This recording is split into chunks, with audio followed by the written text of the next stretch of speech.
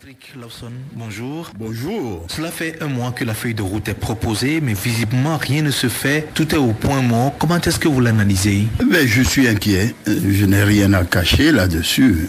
J'ai cru au départ que la CEDEAO aura le souci de se racheter après tout ce qui s'est passé, particulièrement en 2005. Mais tel que les choses évoluent, sans vouloir sérier le groupe de chefs d'État, je préfère parler de la CEDEAO globalement. Cela ne nous rassure guère, parce qu'on sait que des chefs d'État de la CEDEAO sont également inquiets. Nous avons confié en partie notre sort aux facilitateurs parce que nous avons considéré qu'ils sont conscients du problème togolais. Nous ne voudrions pas que le sort du Togo soit entre les mains d'un fonctionnaire. Est-ce que cette feuille de route va permettre au Togo de mettre fin à la crise? Je ne crois pas. Comme je l'ai dit tout à l'heure, elle est insatisfaisante. Aujourd'hui, il est compris de tout le monde que le peuple togolais est seul, uni et indivisible. Et que ce peuple refuse le régime tel qu'il est. Il le dirige aujourd'hui et ce peuple veut que les choses changent. Voilà où nous en sommes depuis le 19 août. 19 août à aujourd'hui, rien ne s'est fait. Et là, je nous fais des reproches. Je le dis, ça m'engage que moi, ça n'engage même pas mon parti, mais je dis que nous avons eu tort d'arrêter les manifestations parce que c'est la seule arme qu'on avait. Aujourd'hui, le régime le sait et mettra toutes les entourloupettes pour nous empêcher de reprendre les manifestations qui constituent notre arme. J'espère que ça va se corriger parce que le régime lui-même pousse à ce que les populations se révoltent encore une fois. Justement, à la CENI, l'opposition n'est pas représentée, mais elle fonctionne. D'abord, avant de répondre à la question, je voudrais vous dire, autre temps, autre mœurs. Il n'est plus question qu'on nous pousse et qu'on accepte d'aller aux élections dans n'importe quelle condition. Ça, c'est quelque chose de clair.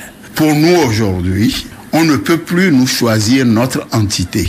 On dit CENI paritaire, c'est 8-8 plus une 17e personne neutre. L'opposition veut choisir ses 8 membres. Ça, il faut que cela soit clair pour tout le monde. On a assez concédé sur ces choses-là. Il y a le problème du fichier électoral. Je crois que le peuple doit prendre son destin en main et ne pas compter seulement sur les partis. Qu'est-ce qui peut encore arriver? Que la CEDEAO vienne nous dire « Ah, on est assez avancé dans les travaux de la CENI, le ZS a travaillé, a fait ceci, on ne peut pas tout remettre en cause. » Nous ne l'entendons plus de cette oreille-là. Lorsqu'on veut représenter le peuple, il faut que ce soit au cours des élections transparentes. Et cette fois-ci, nous voudrions que ces élections-là soient transparentes. Vous n'êtes pas d'accord avec ce qui se passe à la CENI, mais au niveau de la C14, pourrait-on voir des alliances électorales? Je trouve ce débat pour le moment surréaliste. Est-ce qu'on peut dire aujourd'hui qu'il n'y aura pas d'alliance électorale entre les partis de la C14, voire avec d'autres partis? Non. Personne ne peut le dire. Mais ce que nous n'acceptons pas, c'est qu'on commence à parler d'alliance électorale alors qu'on n'a pas encore résolu les problèmes des réformes. On n'a pas encore résolu les problèmes des réformes électorales. On parle déjà de l'alliance, croyant que cette alliance peut permettre de gagner les élections. On ne peut pas gagner ces élections pas parce que RPT Unir est plus forte que nous. Non, nous perdrons ces élections parce que si nous n'avons pas l'assainissement de l'environnement institutionnel et constitutionnel, les Togolais ne seront pas rassurés. 2, si nous n'avons pas les bonnes conditions de participation à ces élections, fichier fiable, une CENI digne de ce nom, avec une cour constitutionnelle qui intervient à un moment donné, si nous n'avons pas tout ça, et que, en plus de cela,